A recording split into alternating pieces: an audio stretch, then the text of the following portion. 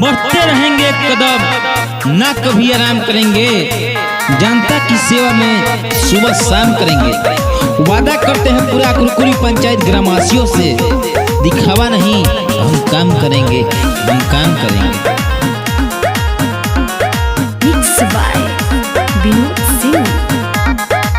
युवा गरीब सेवा और जीनू खास जी, लव सिंह भैया बाणे हमनी के आस जी, हमनी के आस जी।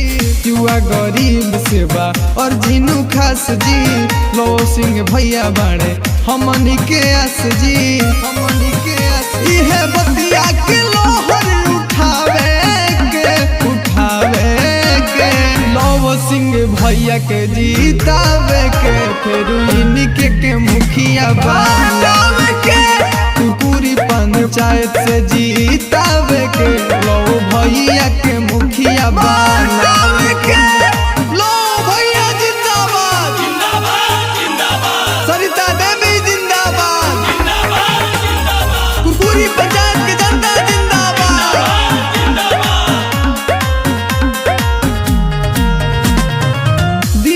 मौका एगो करी है विकास जी, सुख दुख के साथी हमें दी है सबके साथ जी, सुख दुख के साथी हमें दी है सबके साथ। मान जा बात इन करे भैया, सबके पड़े ले लो जी पैया, अब की बीजा के बिगुल बजावे के, बजावे के, लव सिंह भैया के जीतावे के, फिर इनके के मुखिया बनावे के, कुरकुरी पंचायत से जीतावे के, लव भैया के मुखिया बनावे के।